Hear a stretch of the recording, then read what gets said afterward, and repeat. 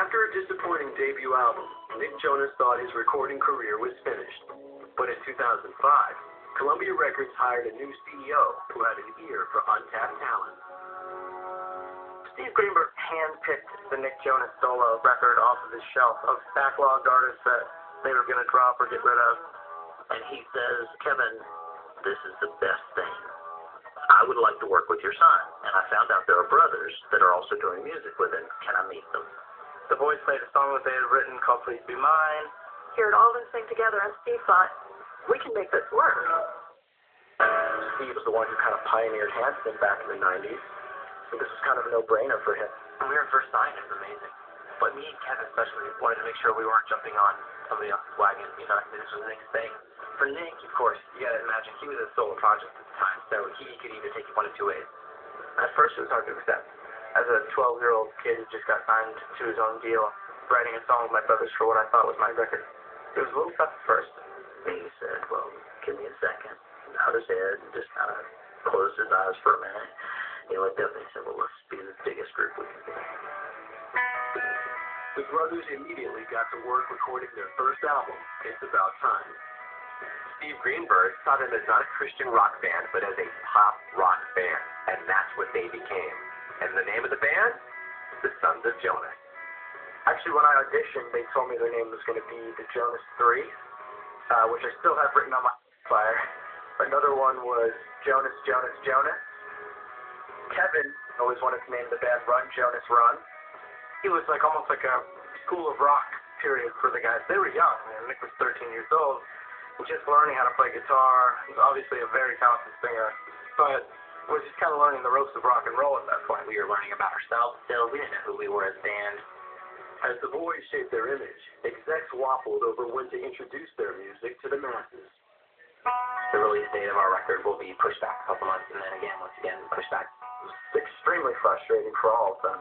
And actually, that's why it's called It's About Time, is because they were just like, when is this thing going to come out? In the meantime, Columbia sent the Jonas Brothers out on the road to open for acts like the Cheetah Girls, the Veronicas, and the Backstreet Boys. We went on tour to kind of like build up our fan base. And the first show was so surreal for us because we've never performed. We rehearsed for like weeks, and then to perform in front of that many people was so bizarre for us. We were just freaking out. We were all a brand new band. I mean, like any new band, it's tough to just gel right off the bat. For us, it was about just trying different things, you know, not being afraid to experiment. We sucked. I remember coming on stage and really feeling like I was in the worst band in America. Just not together.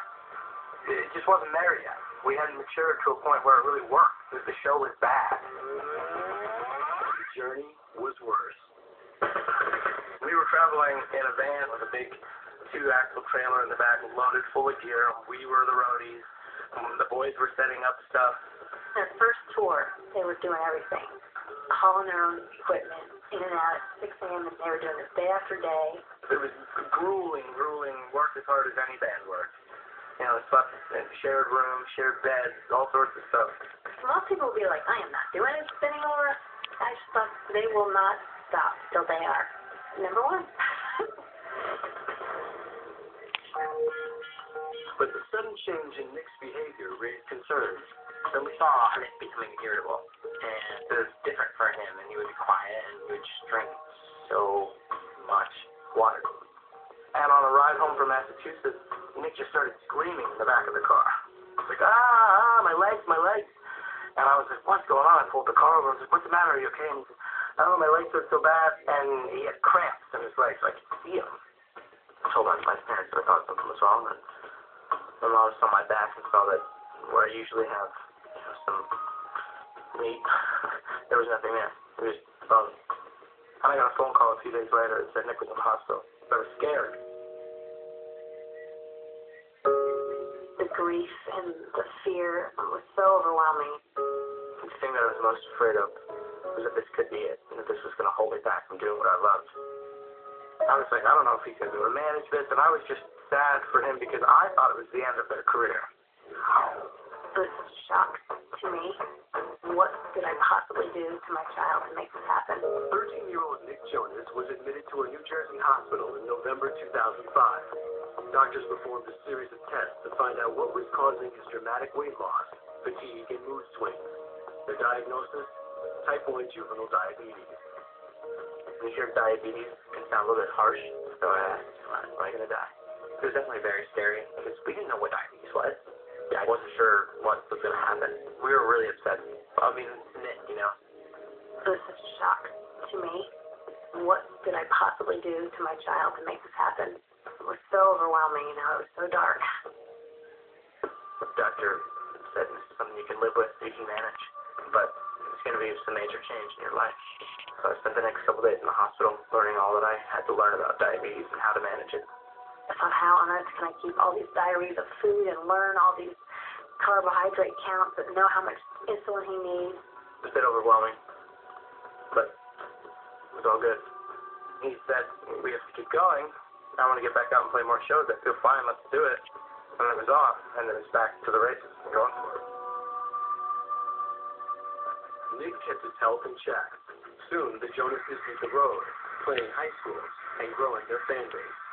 Nick kind of had to take a back seat from being the front man when he first got diagnosed with diabetes, and so Joe kind of stepped from the shadow of the keyboard and started singing more, started jumping on top of speakers, and he just turned into this monster on stage. I remember him climbing speakers in these small clubs, and I'm on stage just thinking he's going to fall off and we're all going to go home.